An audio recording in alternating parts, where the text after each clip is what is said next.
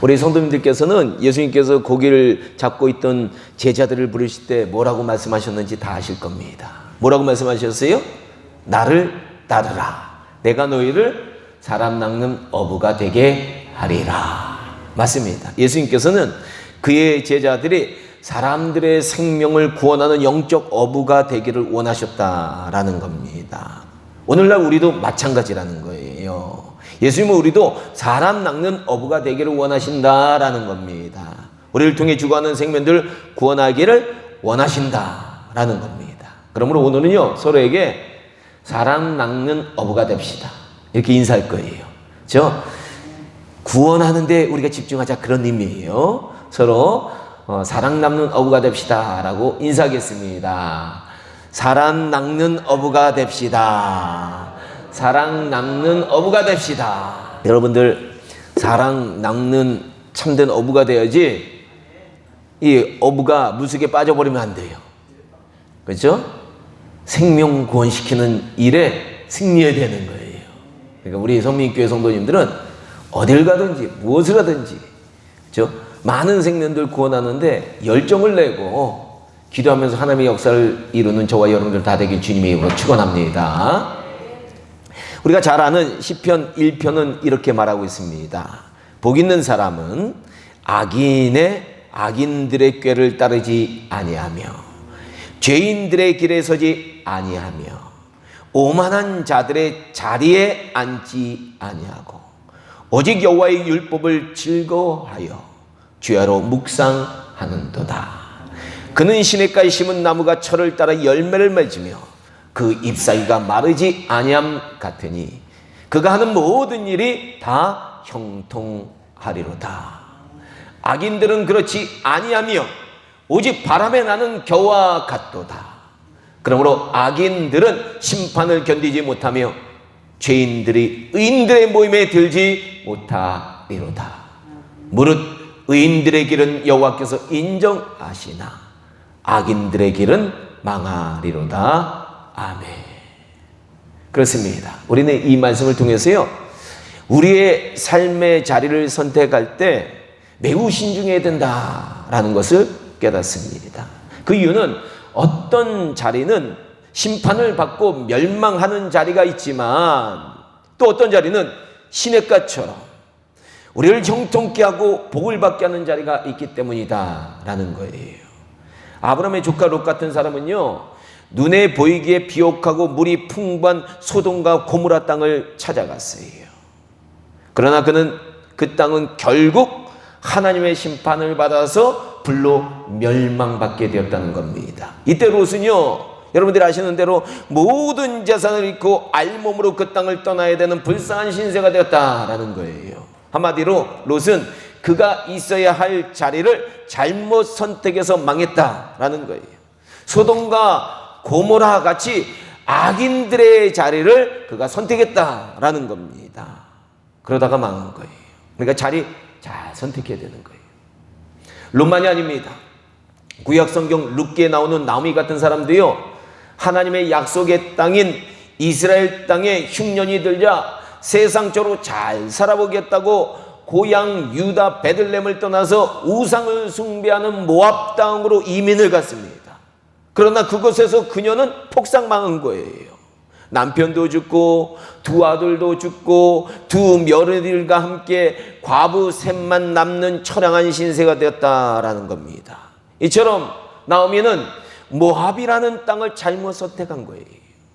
하지만 이후에 며느리 룻과 시어머니 나오미는 모압을 떠나서 축복의 땅인 이스라엘 땅으로 돌아오자 모든 것이 술술 잘 풀리기 시작했다는 겁니다. 그곳에서 나오미는 집안의 대를 이어줄 보아스라는 친척을 만나게 되고요, 자신의 며느리 룻을 그와 결혼시켜서 다윗 왕의 조상이 되게 되었다라는 겁니다. 며느리 룻도요, 모압 땅을 떠나고 하나님을 섬기는 이스라엘 땅에 와서 부자 남편도 만나게 되고요, 아들도 낳고 잘 살게 되었다라는 거예요. 이처럼 성경은요, 우리 하나님의 자녀들이 있어야 할 삶의 자리의 중요성에 대해서 늘 알려주고 있다는 거예요. 오늘 우리가 살펴볼 본문도 보면요, 그 자리의 중요성을 우리에게 알려줍니다. 사실 아브라함의 원래 고향은 여러분들 어디예요? 갈대아인들이 살고 있었던 우르라는 곳이었어요. 그곳은 이 달신, 그 당시에 그들이 섬기던, 그 땅에서 섬기던 달신이 누구냐면 난나라는 이 달신을 섬기고 있었던 우상의 땅이었습니다. 그러나 하나님께서는요, 아브라함을 그곳에서 불러내셔서 가나안 땅으로 인도하셨다라는 거예요. 자리를 옮기게 하신 거예요. 그러니까 여러분, 자리를 옮기는 거를 이게 불행이다 이렇게 생각하면 안 돼요. 자리를 옮기는 것이 복일 수가 있다라는 거 여러분들 아셔야 돼요. 그리고 아브라함에게 큰 민족을 이루고 그 땅을 그 후손들에게 주어서 모든 민족이 아브라함을 통해서 복을 얻게 하겠다고 약속을 하셨다라는 겁니다. 그래서 가나안 땅은요, 하나님께서 아브라함이 꼭 머물기를 원하신 땅이다라는 거예요. 축복의 자리입니다. 그런데 이 땅에 기근이 들기 시작한 거예요. 마치 앞에서 제가 얘기했던 나오미와 같은 상황이 벌어진 겁니다. 그래서 아브라함은 하나님의 허락도 없이 하나님께 기도하지도 않고 약속의 땅인 가나안을 떠나서 애굽으로 내려가게 됐다라는 거예요. 애굽은 여러분들이 아시다시피요, 태양신을 비롯해서 수많은 우상들을 섬기고 있던 우상의 땅입니다. 그 땅은 하나님께서 아브라함에게 주시겠다고 약속한 땅이 결코 아니에요. 근데 그 땅으로 간 거예요. 그런데도 아브라함은 가나안 땅에 기근이 찾아오자 자신의 힘으로 살아보겠다고 애굽으로 내려갔다라는 거예요. 그런데 문제가 있었습니다. 당시 가나안 땅은요, 이제 여러 민족으로 나뉘어 있었어요. 그러니까 가나안에 수많은 민족들이 살고 있었어요. 그래서 통합이 안 된 거, 통일이 안 된 거예요. 그래서 아브라함이 살아가기에는 수월한 곳이었다라는 겁니다. 아브라함은 상당한 노예들로 이루어진 군대도 있었어요. 사병들도 있었습니다. 그렇기 때문에 가나안에서는요, 신변의 위협을 막을 정도는 된 것 같다라는 거예요. 그러나 이집트에서는 아니었다는 거예요. 당시 이집트는요, 거대한 제국으로 부상하던 국가였기 때문에 이 파라오의 권력이, 바로의 권력이 강력했습니다. 아브라함의 군사력 가지고는 상대가 안 되는 곳이었다라는 겁니다. 그리고 더욱 문제는 뭐냐? 그의 아내가 너무 예뻤던 거예요. 애굽의 바로가 탐낼 정도로 예뻤나 봅니다. 그래서 아브라함은 남자로서 치사한 짓을 좀 했어요. 자신의 목숨을 보존하기 위해서요, 아내 사라에게 애굽에 내려가면 아내라고 얘기하지 말고 자신의 누이라고 말하라고 시키게 된 겁니다. 역시 이 아브라함의 예견이 맞았어요. 여러분, 죄질 때요, 하나님의 뜻을 따르지 않을 때 우리가 하나님 뜻 따르지 않으니까 무슨 일이 일어날지 예감을 해요. 사실 사람은 예감을 한 거예요. 큰 물이 이끌고 온 아브라함이 애굽에 도착하자 사람들의 관심을 받기 시작합니다.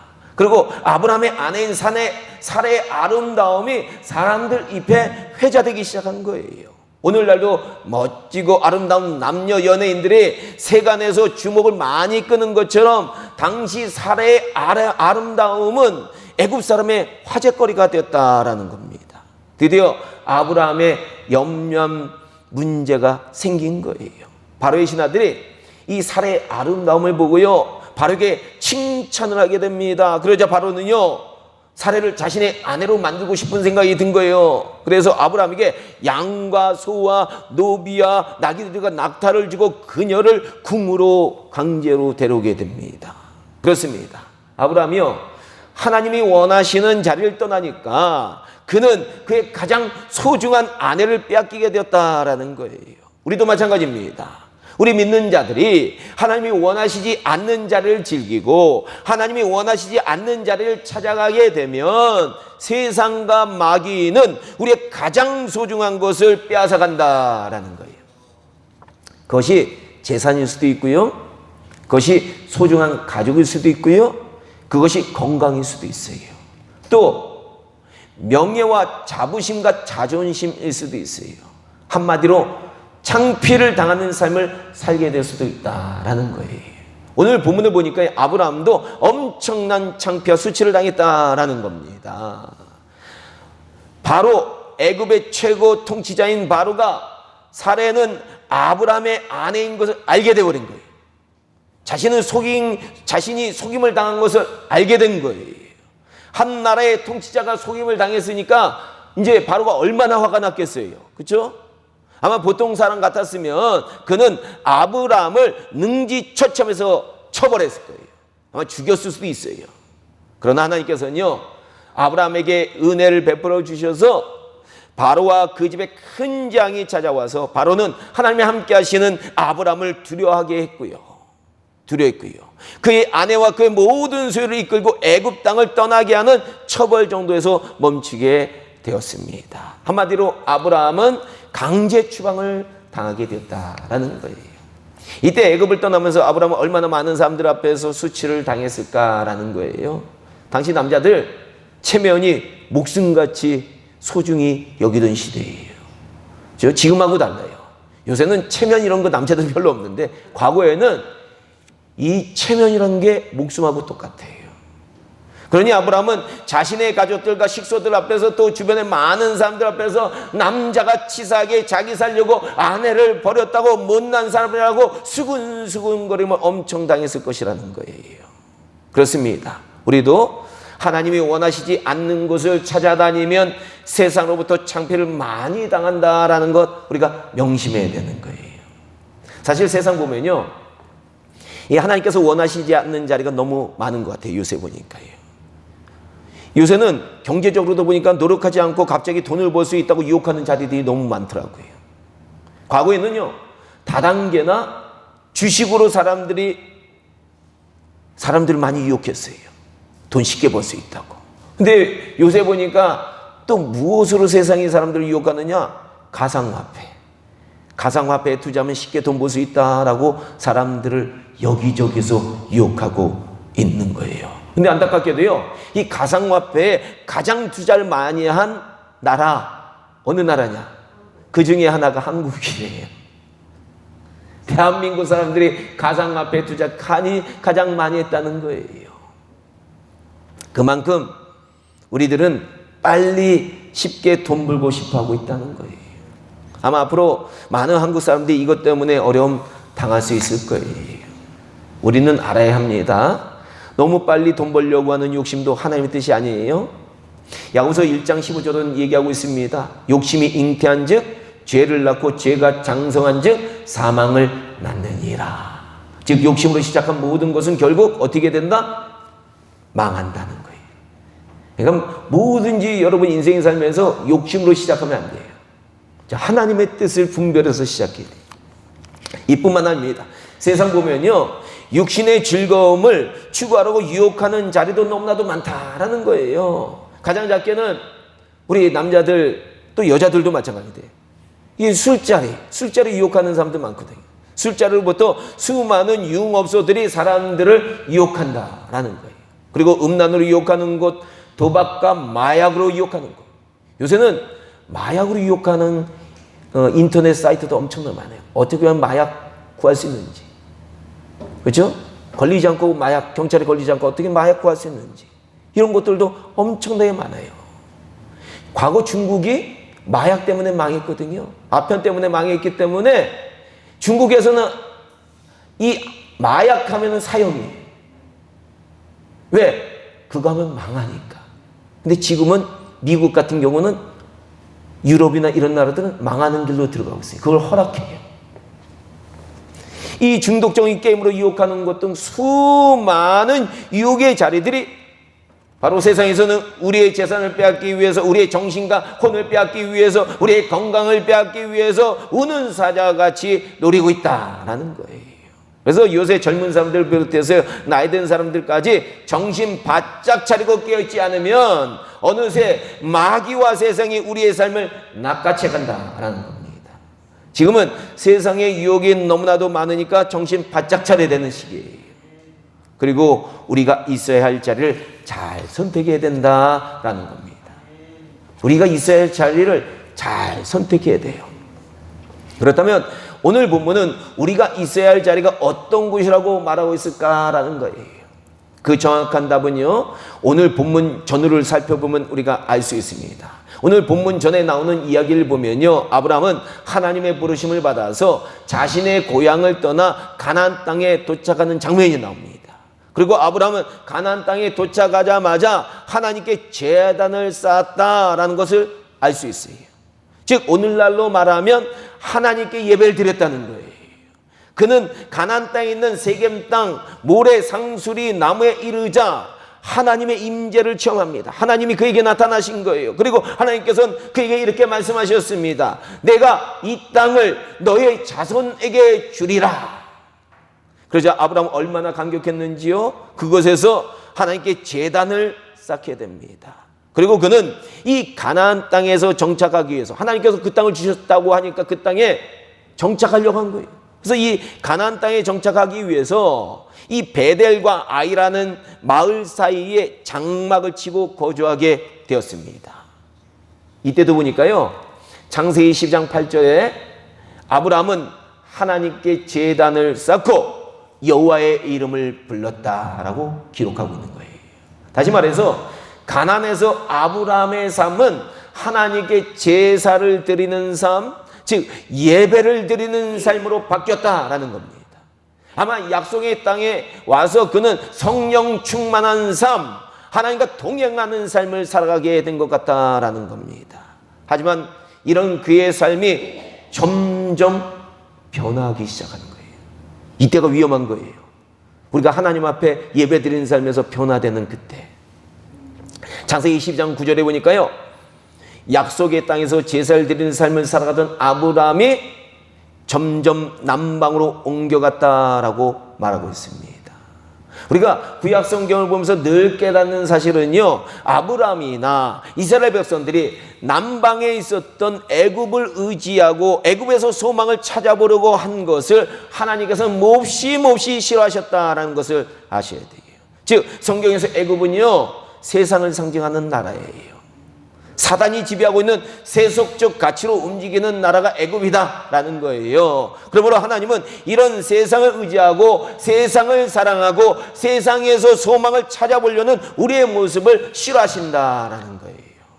그러므로 아브라함이 점점 남방으로 옮겨갔다라는 사실은 아브라함의 삶의 중심이 하나님께 제사 드리는 삶에서, 하나님께 예배 드리는 삶에서, 하나님과 동행하는 삶에서 세상으로 옮겨갔다라는 것을 우리에게 보여준다라는 겁니다. 그리고 마침내 가나안 땅에 기근이 오자 아브라함은 하나님께 예배드리는 삶을 완전히 떠나서 애굽으로 옮겨가게 됩니다. 즉 영적으로 보면 그의 가치와 삶의 중심이 세상으로 완전히 옮겨갔다라는 것을 보여주는 거예요. 이제 우리는 깨달아요. 애굽으로 떠난 아브라함이 왜 오늘 본문과 같은 수모와 수치를 겪게 되었느냐 깨닫게 되는 거예요. 그것은 그가 예배의 자리를 떠나서 세상을 선택했기 때문이다라는 거예요. 안타까운 모습입니다. 그러나 하나님은 그에게 다시 은혜를 베풀어 주셨어요. 애굽의 발을 통해서요, 그를 강제적으로 다시 가나안 땅으로 돌아오게 하셨다라는 겁니다. 창세기 13장은 아브라함이 애굽으로 강제로 추방되어서 가나안 땅으로 돌아오자 그에게 일어난 변화에 대해서 기록합니다. 오늘 본문 다음이 그 변화에 대해서 기록하고 있는 거예요. 13장 3절은 이렇게 말합니다. 그가, 즉 아브라함이 네게부에서부터 길을 떠나 베델에 이르러 베델과 아이 사이에 곧 예전에 장막을 쳤던 곳에 이르니 그가 처음으로 제단을 쌓은 곳이라. 그가 거기서 여호와의 이름을 불렀더라. 아멘. 이 말씀이 무엇을 의미합니까? 이 말씀은 아브라함이 가나안에 제단을 쌓았던 곳인 베델과 아이 사이로 되돌아왔다는 거예요. 그리고 그곳에 자기가 과거에 쌓아놓았던 제단 앞에서 다시 하나님께 제사와 예배를 드리는 거룩한 삶을 시작했다. 예배의 삶이 회복되었다라는 것을 우리에게 보여주고 있다라는 겁니다. 그러나 애굽에서, 오늘 본문에 나오는 애굽에서 아브라함의 삶을 보면 하나님께 제단을 쌓았다라는 기록은 어디에도 없습니다. 오히려 얄팍한 인간의 꾀로 살다가 수치와 모욕만 당했다라는 기록만이 남아있다라는 겁니다. 오늘날 우리도 마찬가지예요. 우리 앞에는 하나님께 예배를 드리고 제단을 쌓는 삶이 있고요, 다른 쪽에는 애국과 같이 세상으로 가는 삶이 있다는 거예요. 예배 대신에 잠시 잠깐의 육신의 안락함과 편안함과 자신의 즐거움과 세상을 쫓는 삶이 우리 앞에 있을 수 있다라는 거예요. 과연 우리 성도님들은 순간순간 어떤 자리를 지금 선택하고 계신지 한번 뒤돌아보셔야 돼요. 하늘의 복이 열리고 예배를 꾸준히 하나님 앞에 드리는 분들은 하늘의 복이 열리는 거예요. 이 하늘의 복이 열리고 하나님의 임자심이 찾아오고 하나님을 기쁘게 하는 예배의 자리를 선택하고 계시느냐, 아니면 오늘 본문의 아브라함처럼 예배를 등한시하고 하나님 앞을 떠나서 점점 남방으로 점점 애국으로 멀어지는 예배를 떠나는 자리를 선택하고 계시냐라는 겁니다. 오늘 많은 한국교회 크리스천들을 보면요, 세상 때문에 예배를 쉽게 포기하는 모습들 우리가 많이 봅니다. 더욱이 코로나 때문에 지금은요, 예배 대신에 다른 것들 선택할 핑계거리가 좀 생겼어요. 그죠? 코로나 때문에 핑계거리가 생겼어요. 그러나 다니엘 같은 사람은 하나님께 기도하고 예배드리기 위해서 사자굴에도 기쁘게 들어갔어요. 반면에 오늘날 많은 사람들은 예배보다는 세상 속에 들어가는 것을 더 기뻐해요. 왜 그럴까요? 그 이유가 있어요. 그 이유는 우리가 하나님보다 세상을 더 사랑하기 때문이에요. 만약 우리가 세상보다 하나님을 더 사랑한다면, 하나님을 더 갈망한다면, 우리는 어떤 일이 있어도 우리의 목숨을 잃게 하는 사자굴이 우리 앞에 기다리고 있어도 예배의 자리를 선택하게 된다라는 거예요. 사랑하는 우리 성민교회 성도 여러분, 만약 여러분들이 세상보다 하나님을 더 사랑하신다면 늘 예배의 자리를 선택하시기 바랍니다. 세상의 것 좀 손해보더라도요, 하나님 앞에 나가는 예배의 자리를 선택하시기를 바랍니다. 그러면 하나님은요, 우리를 너무너무 기뻐하실 거예요. 목사인 저도요, 이 성도가 예배를 목숨과 같이 여기고 하나님 앞에 나오는 것을 보면 기쁨이 한이 없어요. 그런데 하나님께서 그런 분들을 보시면 얼마나 기뻐하시겠느냐라는 거예요. 저의 기쁨과는 아마 상대도 되지도 않도록 하나님은 엄청 기뻐하실 것이다 라는 겁니다. 내 사랑하는 아들아 잘 왔다. 내 사랑하는 딸아 환영한다. 내가 너를 너무나도 기다렸단다 라고 말씀하시면서 하나님께서는요, 기뻐하시면서 덩실덩실 춤을 추시는 그런 모습일 거예요. 예배를 선택하는 자들은 바로 이런 하나님을 향한 영적 눈이 뜨인 사람만이 예배를 선택하는 거예요. 순간순간 막이 유혹하거든요. 예배를 선택할 것이냐 아니면 다른 걸 선택할 것이냐 우리가 늘 유혹하는데, 영의 눈이 뜨인 사람만 예배를 선택하는 거예요. 아무나 예배를 선택하는 것은 아니다라는 겁니다. 사랑하는 우리 성민교회 성도 여러분, 다시 한번 예수님의 말씀을 통해서 하나님의 마음을 여러분들께 알려드리고 싶어요. 예수님이 요한복음 4장 23절에서 하나님 아버지의 마음을 이렇게 말씀해 주셨어요. 아버지께 참되게 예배하는 자들은 영과 진리로 예배할 때가 오나니 곧 이때라. 지금 예배를 선택하라는 거예요. 아버지께서는 자기에게 이렇게 예배 드리는 자들 찾으시느니라. 아멘. 맞습니다. 지금도 하나님 아버지께서는요, 예배 드리는 자리를 선택하고 그분에게 찾아 나와 영과 진리로 간절히 예배 드리는 자들 찾고 계신다라고 예수님이 분명히 말씀하신 거예요. 예배 드리는 자를 하나님 찾고 계신대요. 예배 드리는 자를 찾고 계신다는 거예요. 예배 드리는 자를, 신령과 진정으로 예배 드리는 자를 지금도 눈뜨고 찾고 계신다는 거예요, 하나님께서. 저는 이제 우리 성민교회가 영과 진리로 성령의 충만함을 갈망하면서 예배의 자리로 나오는 거룩한 성도들로 가득하기를 소망합니다. 더 이상은요, 제가 이제 닥달 안 해도, 예배에 나오세요 닥달 안 해도 하나님 만나고 싶어서, 그분을 찬양하고 싶어서, 그분을 경배하고 싶어서, 그분의 성호를 높이고 싶어서, 그 은혜가 너무 감사해서, 그분 없으면 난 안 된다고, 하나님 한 분만이면 만족합니다 라고 고백하면서 예배의 자리로, 기도의 자리로, 찬양의 자리로 세상 것들 과감히 뒤로하고 기쁘게 나오는 성도들로 앞으로는 우리 성민교회가 가득하기를 주님의 이름으로 축원합니다.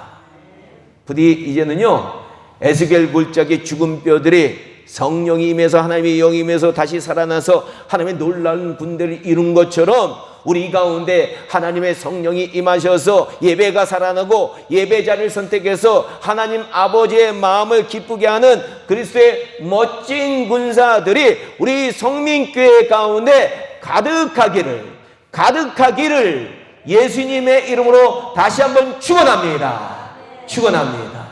기도하겠습니다.